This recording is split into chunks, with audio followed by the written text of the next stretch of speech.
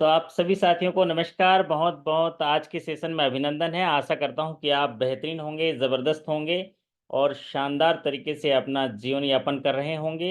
और जो भी कार्य निष्पादन का कार्य आपको मिला होगा उसको बेहतर ढंग से निर्वहन कर रहे होंगे और अपना खूब सारा ख्याल रख रहे होंगे। साथियों, आज का सेशन एक पॉडकास्ट सेशन है। आज के सेशन में हम एक अनुभव को जानने की कोशिश करेंगे, क्योंकि ये जीवन बड़ा अद्भुत है। जब तक जीना तब तक सीखना। अनुभव ही जीवन का श्रेष्ठ शिक्षक है और जीवन की कल्पना शक्ति हमें अनंत बनाती है, महान बनाती है।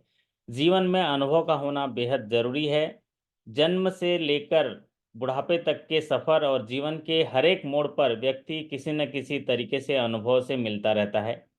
अगर इन अनुभवों से अगर हम सीख लेते हैं तो एक व्यक्ति का जो परिश्रम होता है, जिसको हम सुनते हैं और जिन्होंने नया मकाम हासिल किया है, उनके अनुभव जो होते हैं वो हमारे लिए अनमोल हो जाते हैं।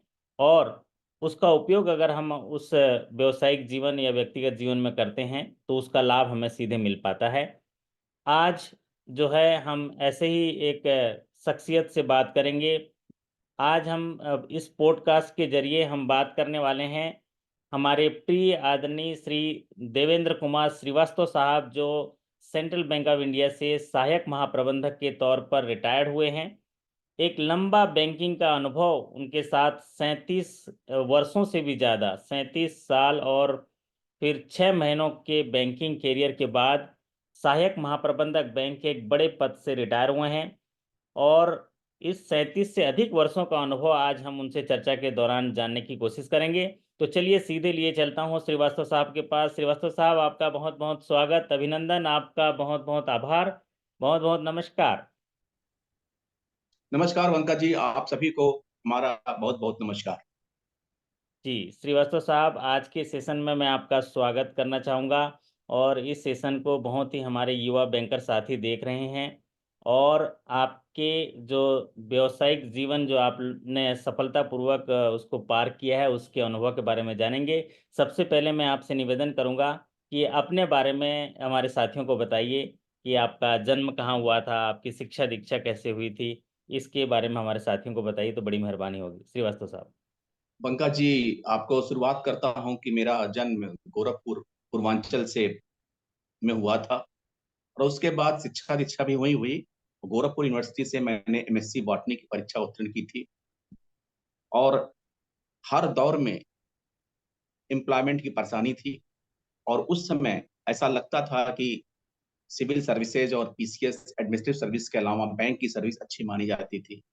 सो जो भी युवा उस समय थे, जैसे मैं भी था, तो प्रयास था कि कहीं अच्छे जॉब जाने के लिए मैंने बैंक के लिए प्रयास किया और सफल रहा।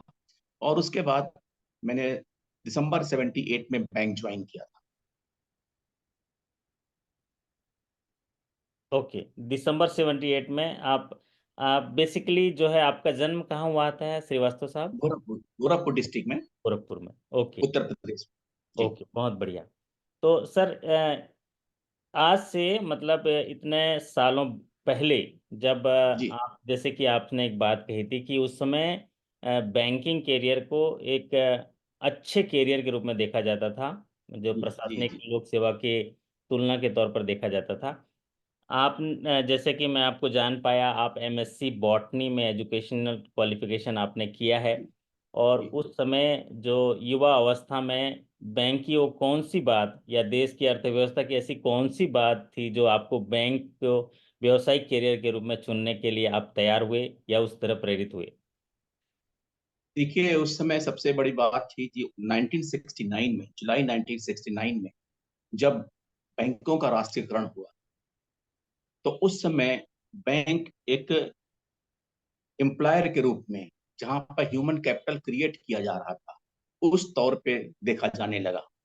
और बैंक की सर्विस इसलिए भी मायने में अच्छी थी कि वो कम से कम लोगों से जुड़ने का काम था। प्राइवेट सेक्टर एडवांसेस शुरू हुए, गांव में किसानों हर जगह, छोटे से बड़े एरिया में बैंकों का विस्तार होने लगा। ऐसे में इस तरफ जाने की उत्सुकता हर युवक को रहती थी और इसीलिए मैंने भी बैंक में जाने का एक प्लान बनाया और सफल रहा उसमें। ओके सर, बैंकिंग की शुरुआत आपने उस समय की, क्योंकि एक ऐसा दौर था जो राष्ट्रीयकरण का दौर था, और जी बैंकों को राष्ट्रीयकृत किया गया। उस समय एक जो विकास की लहर आई थी, उसमें बैंकिंग का योगदान देश की अर्थव्यवस्था को जो है आगे बढ़ाने के लिए जिम्मेदारी के तौर पर देखी गई। तो एक बड़े जो अनुभव को पाने के लिए आपने बैंकिंग करियर को ज्वाइन किया। तो पहला आपका जो नौकरी का अनुभव कैसा रहा? मतलब जब आप शाखा में गए, देखिए, तो इस तरह का एक होता है ना, ऐसी उत्सुकता कि क्या चीज हमारा है।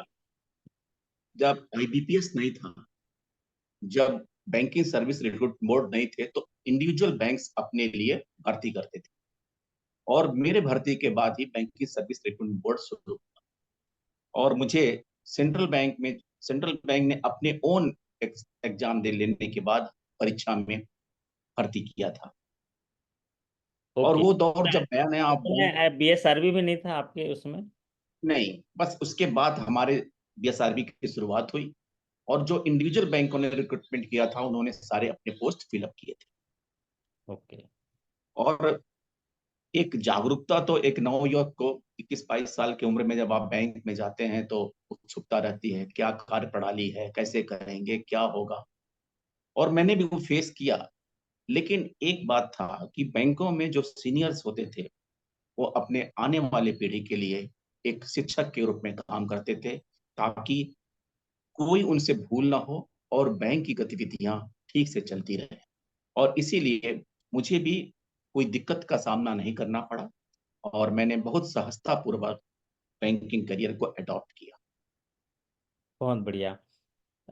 सर, जब आप ज्वाइन किए थे एज ए क्लरिकल, तो फिर पहला प्रमोशन पाने के लिए कितना समय लग गया, और क्या क्या चीज़ जो है आप किस तरीके से उसको ऐसा है कि करना? पहला प्रमोशन पाने में मुझे ज्यादा समय नहीं लगा, और मैं एग्रीकल्चर फिनांस ऑफिसर के तौर पे मेरा प्रमोशन हुआ। और एक रूरल ब्रांच में मेरी पोस्टिंग हुई, जहाँ पे मैंने गांव किसान को बहुत नजदीक से देखा। क्योंकि आप जानते हैं कि एग्रीकल्चर फाइनेंस ऑफिसर की जो सर्विस है, यानी कि जो कॉमनली फील्ड ऑफिसर बोलते हैं, सवेरे 7 बजे गांव में जाना, रिकवरी करना, अथवा प्राइवेट सेक्टर एडवांसेस के लिए प्री इंस्पेक्शन, पोस्ट इंस्पेक्शन, इन सभी कार्यों को मैंने खुद अंजाम दिया और बहुत पास से देखा। और तब महसूस हुआ कि तब गांव में वाकई कितनी पॉवर्टी है, कितने असहाय लोग हैं, कैसे काम होता है। और अपना पूरा प्रयास था कि अपने स्तर से जो हमारी क्षमता थी, उससे उसको दूर करने के लिए मैंने पूरा पूरा प्रयास किया। ओके।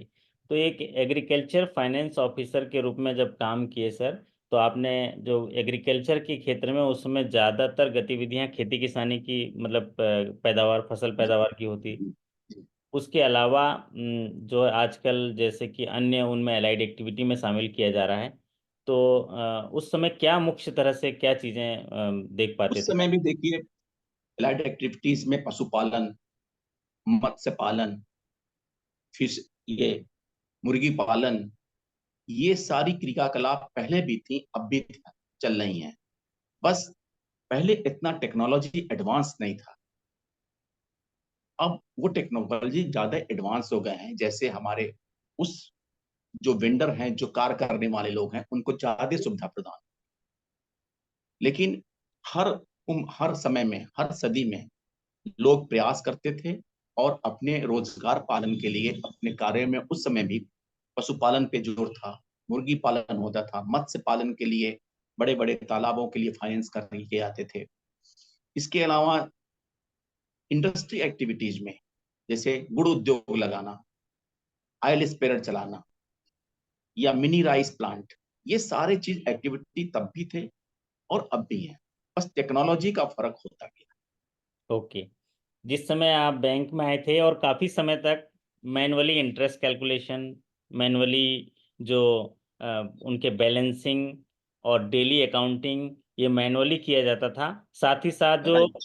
ईयरली क्लोजिंग की जाती थी, जिसमें सारे फॉर्म 111, बैलेंस शीट और फ्राइडे फिगर्स, ये सारे मैनुअली बनाते थे। तो ये सब कैसे बना पाते थे सर? आपका और स्ट्रेटजी ये, कैसा होता था टीम हाँ, वर्क इस का? बारे में मैं बात करूंगा कि सबसे बड़ी दिक्कत आपको आती थी फ्राइडे फिगर भेजने में और बैलेंसिंग करना। क्योंकि मैनुअल ब्रांच में भी अगर बड़ी ब्रांच होती थी तो वहां पे लेजर्स की संख्या 100 लेजर्स होते थे। वो सेविंग का अलग, टाइम डिपॉजिट का अलग, रिकरिंग डिपॉजिट का अलग, और उनका बैलेंसिंग करना एक चैलेंज होता था। और एडवांसेस में भी आप जो ऋण के कैटेगरीज होते थे उनके अलग अलग एडवांसेस होते, उनके भी बैलेंस मिलाए जाते थे। आपको एक वाकया बताऊं, मैं स्किल 3 में मेरी पोस्टिंग एक रूरल ब्रांच रानीगंज बाजार बलिया में हुई। ब्रांच वाज वेरी हैपेजर्ड और कंप्यूटराइजेशन का दौर आया था, लेकिन पूरी तरह कंप्यूटराइजेशन का दौर शुरू नहीं हुआ था। ये सन 2003 की बात मैं बता रहा हूँ। और मेरी पोस्टिंग लखनऊ प्रॉपर से बलिया के उस रिमोट में हुई थी, जहां मैं लखनऊ में कंप्यूटराइजेशन का काम करता था। मैंने पहला काम किया उस ब्रांच में, अपने रिसोर्सेस को यूटिलाइज करते हुए उस ब्रांच को मैंने कंप्यूटराइजेशन की कैटेगरी में अलॉट कराया। और विद इन 3 मंथ्स मैंने उस ब्रांच को कंप्यूटराइज कराया। और जब हमसे पूछा गया कि सेमी कंप्यूटराइज, पार्सल कंप्यूटराइज, मैंने कहा नहीं, फुल्ली कंप्यूटराइज, जो टीवीए बोलते हैं, टोटली कंप्यूटराइज ब्रांच मैंने कराया। और उसमें पहला काम मैंने क्या किया, जिस दिन वेंडर फाइनल कर रहा था कि आज ऑनलाइन कंप्यूटराइजेशन हो जाएगा, तो मैंने उससे कहा कि सब काम करने का पहला सारे बैलेंसेस टैली करके ही कंप्यूटराइजेशन ऑन करना, नंबर 1।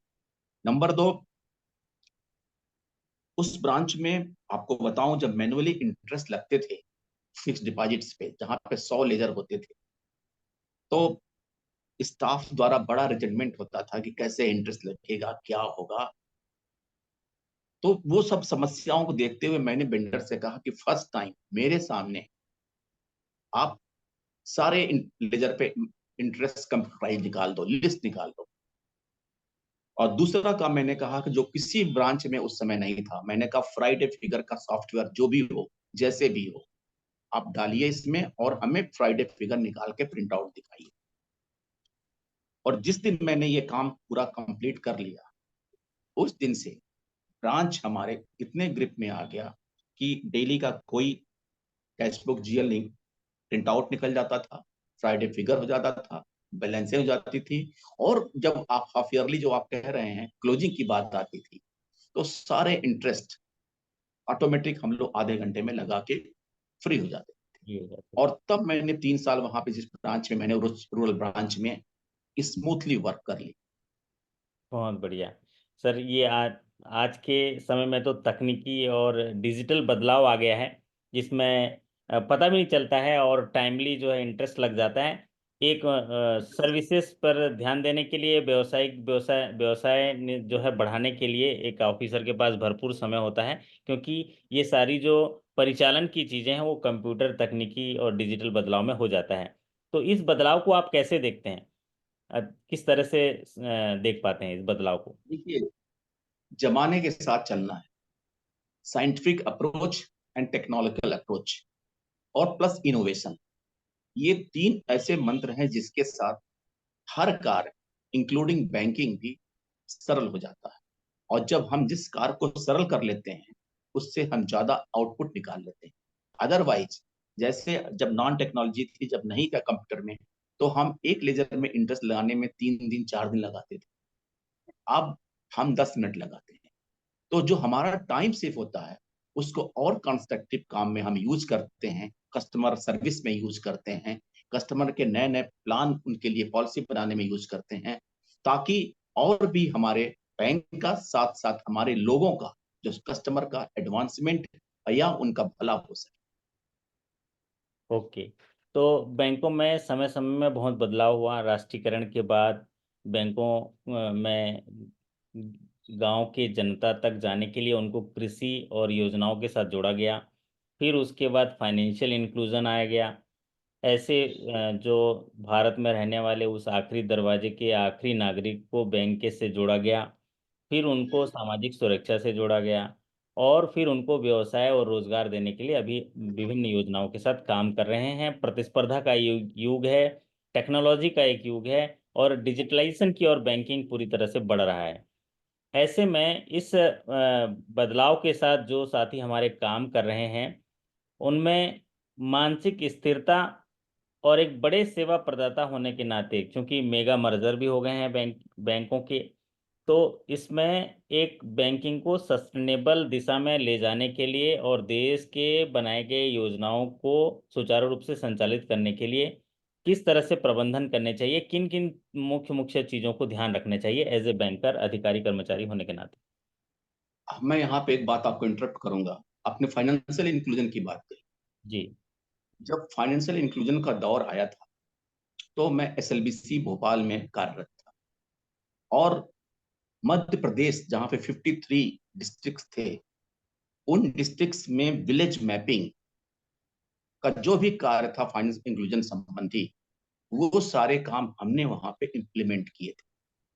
और फाइनेंशियल इंक्लूजन में टेक्नोलॉजी का क्या महत्व है, बीसी बीसी जो बैंकिंग करस्पॉन्डेंट होते हैं वो टेक्नोलॉजी का कैसे यूज करते हैं, वो सारी चीजें हम लोगों ने, चूंकि मैं एसएलबीसी में भी था, तो सो पूरे बैंकों के लिए और रिजर्व बैंक के कोलैबोरेशन से, और आपको बताऊं कि उस समय मिनिस्ट्री ऑफ फाइनेंस का क्लोज वॉच होता था कि एमपी में हर स्टेट के लिए किस स्टेट में ये किस फाइनेंशियल इंक्लूजन का काम कहाँ पहुंचा।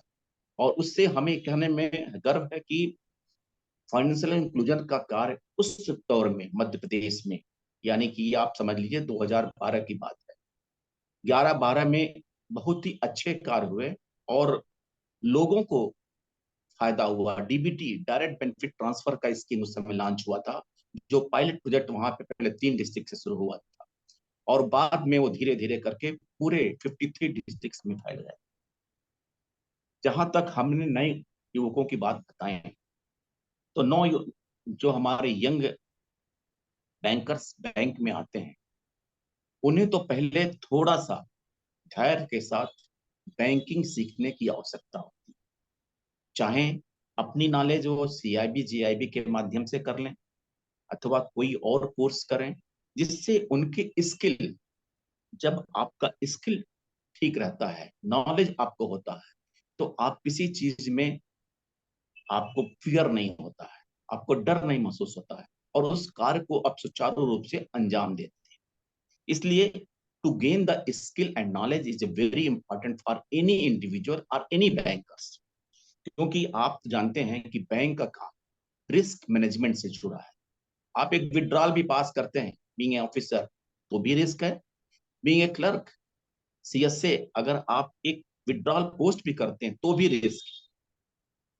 100 का 1000 भी कर सकते हैं, और एक जीरो बढ़ा के 10,000 भी कर सकते 10,000 भी कर सकते, सही बोल हैं। रहे इस तरह की गलतियां को संभालना, तो जब तक आप धैर्य से स्किल्ड होके काम नहीं करेंगे तो। और इसके अलावा तो मैंने छोटा एग्जांपल दिया, बैंक में और भी काम है जिसको वाकई आपके स्किल की आवश्यकता होती है। हैं।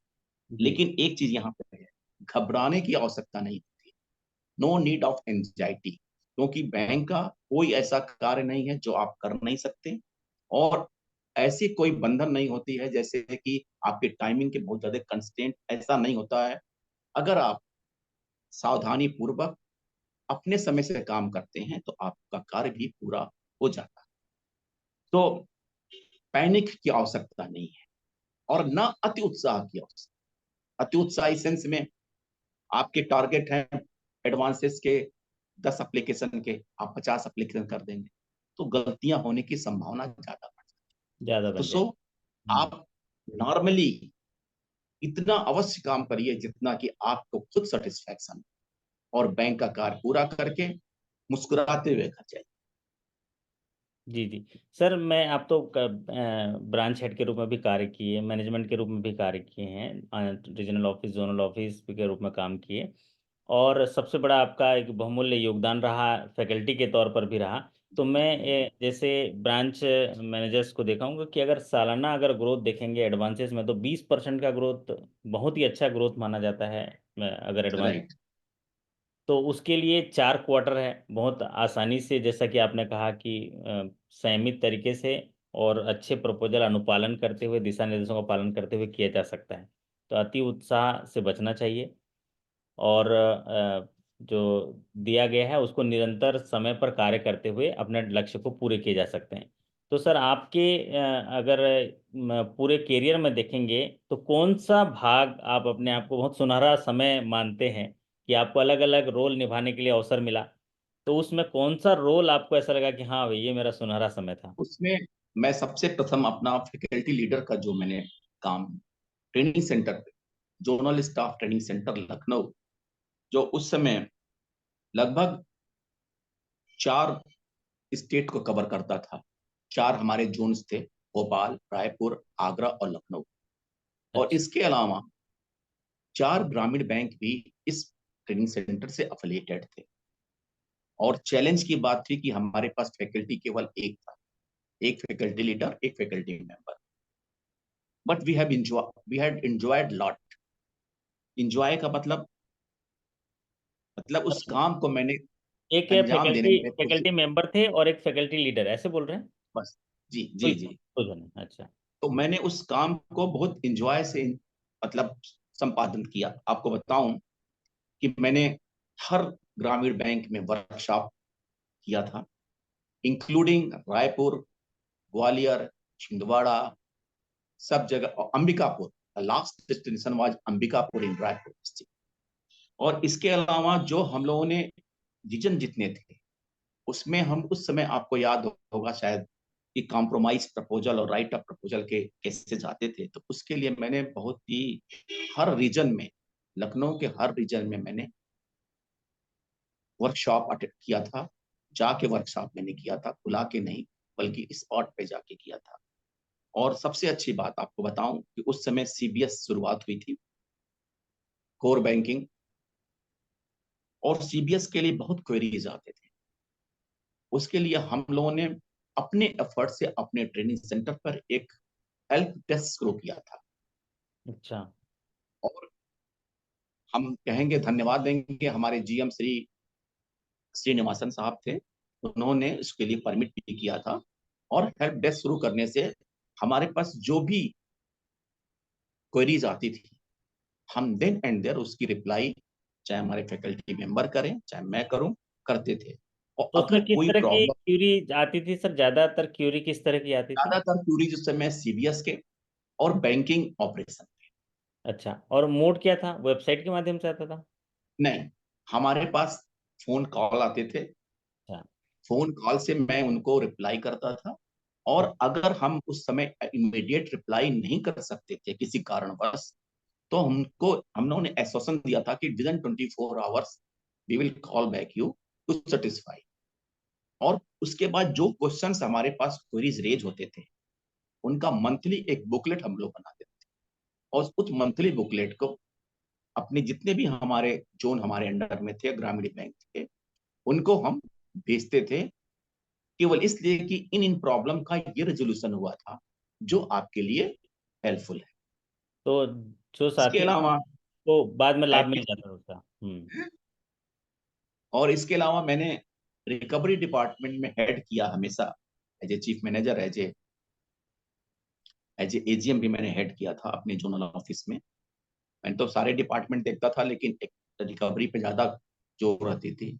और उसमें मैंने बहुत अच्छे अच्छे केसेस में रिकवरी कराए थे हम लोगों ने, चाहे वो पोजेशन से लेना हो, चाहे वो डीआरटी के माध्यम से लेना हो, चाहे किसी ना किसी रिकवरी में। और Lucknow zone was the number 1 at that time. Okay. बहुत बहुत बधाई हो, इतनी सारी उपलब्धि और इतना बेहतरीन कार्य आपने किया, और जो जिस तन्मयता से किया, आपकी बातें सुन के ऐसा लग रहा है कि आप बिल्कुल मतलब कि ओनरशिप लेके काम करते थे अपनी टीम के साथ। और उस समय फैकल्टी के तौर पर आप जगह जगह जाके अंबिकापुर, जबकि बहुत दूर हुआ करता है, तो वहाँ पर वर्कशॉप किए, तो उन लोग को काफ़ी अच्छा सीखने मिला होगा, क्योंकि उनका अगर आप बुलाते होंगे उनका आना संभव नहीं होगा, लेकिन आप जाएंगे तो शायद नज़दीक में और सब आ जाते होंगे। एक बात मैं का बताऊं, आपको शेयर करना चाहता हूं कि मैं जब बलिया क्षेत्रीय ग्रामीण बैंक में और सेंट्रल बैंक के मैंने प्यून्स के जो क्लासेस लिए थे, ओके। हाँ। वो लोगों ने उसका बहुत आभार प्रकट किया था, क्योंकि अक्सर हमारे बैंक में सभी स्टाफ को उतना तवज्जो वंचित नहीं मिलता है। वंचित रह जाते हैं ज्ञान तो से थोड़ा मैंने सा। ग्रामीण बैंक, बलिया ग्रामीण बैंक के सारे ट्यून्स को मैंने वर्कशॉप में अटेंड करने के लिए बुलाया था, और मैंने सबको वर्कशॉप में जो भी हमारे स्किल था मैंने उनको बांटा।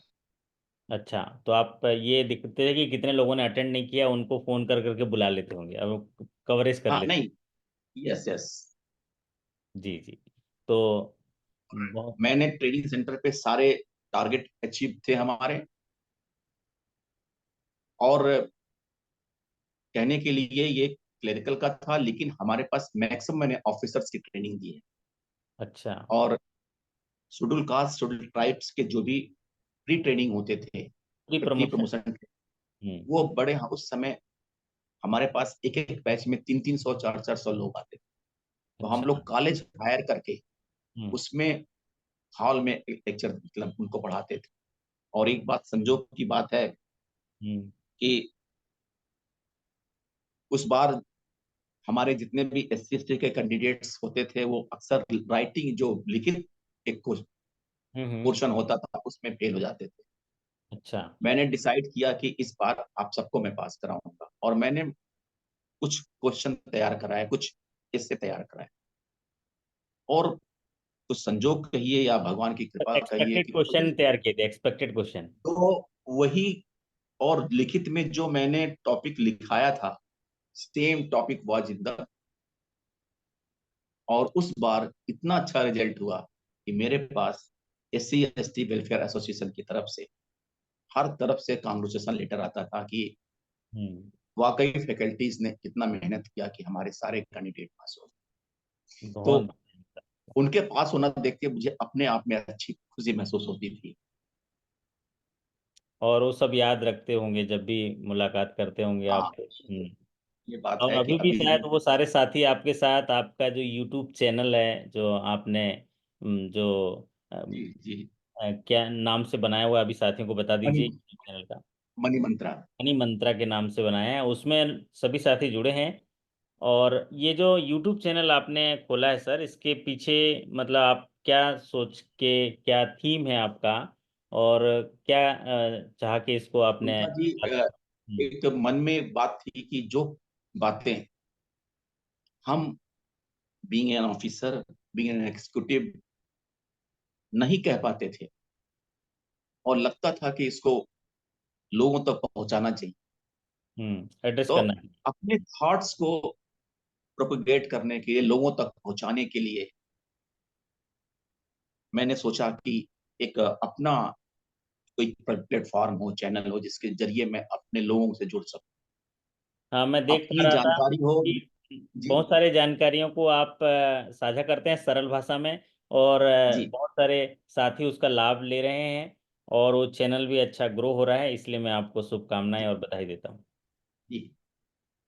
मैं ये कहना चाहता हूँ कि उस चैनल में मैं प्रोफेशनल नहीं हूँ, कुछ कमियां हो सकती हैं, तो उसके लिए हम सबसे कहेंगे कि उसको आप इग्नोर करेंगे। लेकिन जो बात मैं कन्वे करना चाहता, जो अपने बैंकर साथियों को, कुछ बातें जो किताबों में नहीं होती हैं, प्रैक्टिकल होती हैं, उनको मैं उनसे शेयर करता हाँ, मैंने देखा है, वीडियो देखा है, आप सरल तरीके से, और जो चीज़ें कहीं नहीं मिलती हैं उसको आप थोड़ा अच्छे से मतलब कोलैबोरेटिव एविडेंस के साथ बढ़िया सपोर्ट देते हुए आप बता देते हैं सरल तरीके से। तो मैं देख भी पा रहा हूँ कि बहुत सारे साथी आपके साथ जुड़ रहे हैं, ज़्यादातर रिटायर्ड साथी जुड़ रहे हैं। अभी तो देख रहा था कि ग्रामीण बैंक के जो एम्प्लॉयज़ हैं वो भी जुड़ रहे हैं आपके चैनल के साथ, और जानकारी जो है आप जानकारी का लाभ आप पा रहे हैं। जी और जी ज़्यादातर मैं अभी देखा, अभी जब वेज रिवीजन का मैटर चल रहा था, जी बैंक यूनियन और इंडियन बैंक एसोसिएशन के बीच वेतन बढ़ोतरी को लेके जो 12वां द्विपक्षीय सेटलमेंट पर करार की बातें चल रही थी, तो पल पल में आपके खबर आ जाते थे। मतलब जी। एक सही प्लेटफॉर्म लगा जिसमें कि आपके चैनल के माध्यम से लोग जुड़ के जानकारी पा जाते थे, जैसे ही कोई अच्छी खबर आती थी। और दूसरा, ऑथेंटिकेट खबर आपके चैनल के माध्यम से आती है। तो सर, मेरा पूरा महाशिवरात्रि प्रयास के रहता है कि महा- महा- कोई महाशिवरात्रि के फैब्रिकेटेड कोई महाशिवरात्रि के पर्व फैब्रिकेटेड पर मैसेज मैं नहीं शेयर करता हूँ। ये खुशखबरी 8.5 लाख लगभग बैंक कर्मचारियों के, अधिकारियों के वेतन के लिए सौगात के रूप में मिला है। इसको आप जो देख पा रहे हैं, बैंक कर्मचारियों के वेतन में 17% की बढ़ोतरी पर करार हुआ, जो नवंबर 2022 से लागू हुआ। इसके बारे में मतलब आप इसको किस तरीके से देखते हैं और कैसे देख पाए, क्योंकि बहुत सारे वीडियोस आपने बनाए हैं, पर संक्षिप्त में चाहूंगा कि आप इस पर। हाँ, इनफैक्ट देखिए, 17% प्लस 3% बेसिक लोड के बेस एग्रीमेंट हुआ और यूनियन ने अपनी पीठ ठोकी। लेकिन इनफैक्ट हमारे बैंकर्स इसमें भी ठगे गए। कारण ये है, आप देखिए, शुरू में आईबी के तरफ से कोई ऑफर नहीं था। बाद में वो ऑफर आई, उनकी 15% के करीब आई। और हमारे जो यूबीयू के लीडर्स हैं, वो कहने लगे कि मैं 22% से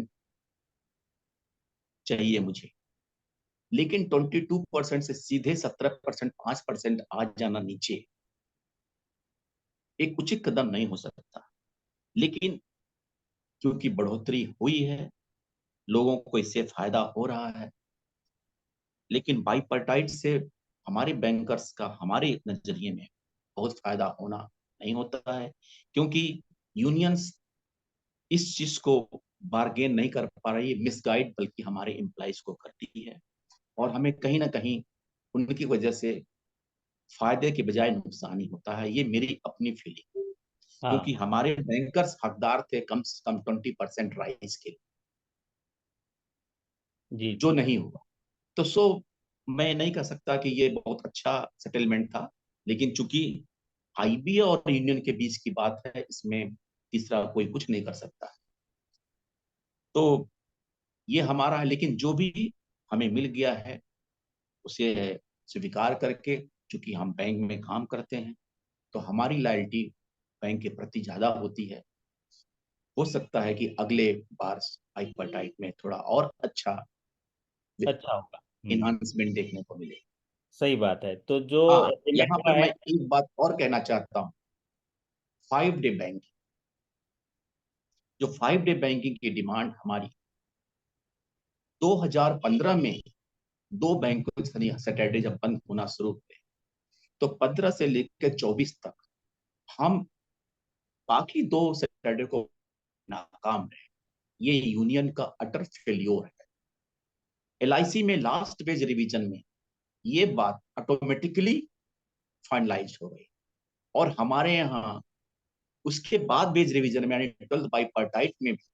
और आपको बताऊं सबसे बड़ी बात, मजे की बात, हमारे यूनियंस इसको स्वीकार नहीं करते हैं अपने फेलियर को, बल्कि सीना ठोक के कहते हैं।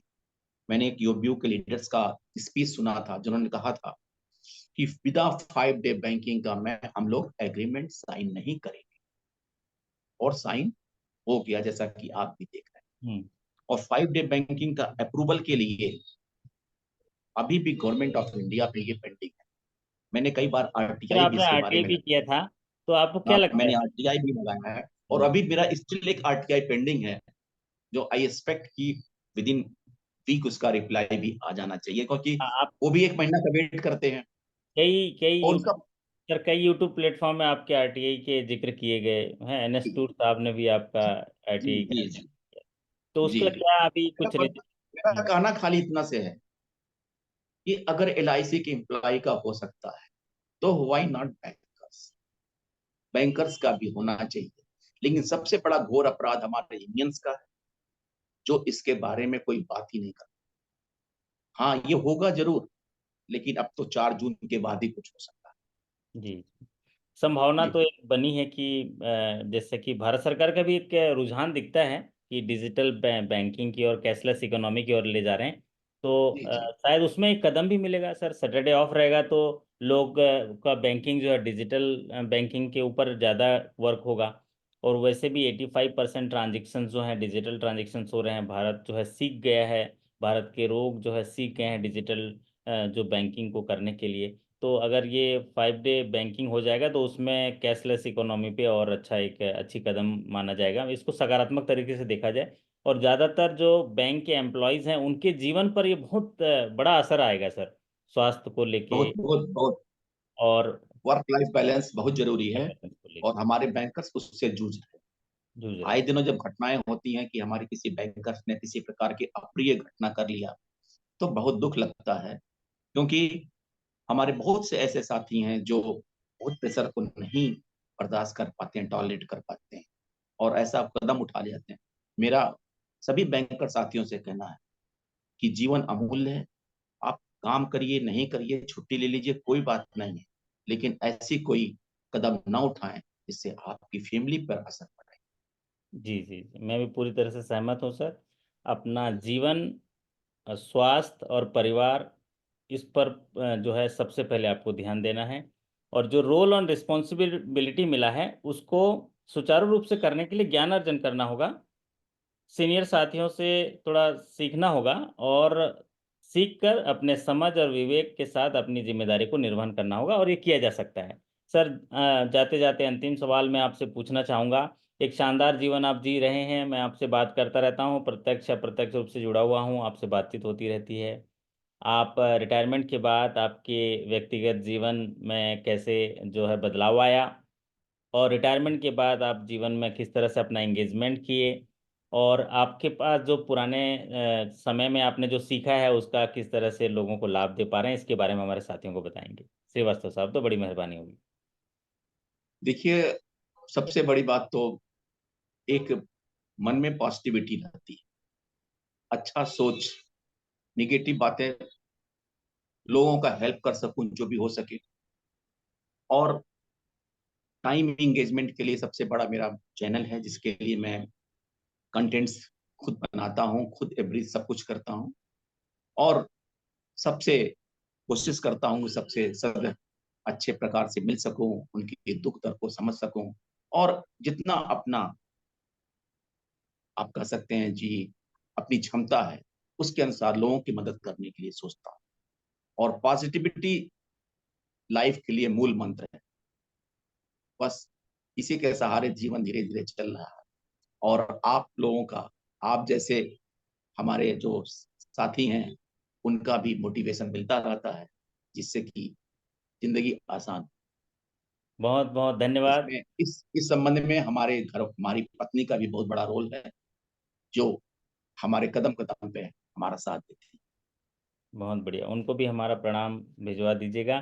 Thank you, thank you. और आप सुन रहे थे आदरणीय श्री देवेंद्र श्रीवास्तव साहब, जिन्होंने अपने बैंकिंग कैरियर में बहुत सारे अनुभवों को हमारे बीच साझा किया, और एक वर्क और लाइफ बैलेंस करते हुए किस तरह से बैंकिंग कैरियर को पार किया जा सकता है, खुद उन्होंने पार किया 37.5 साल के बैंकिंग कैरियर को।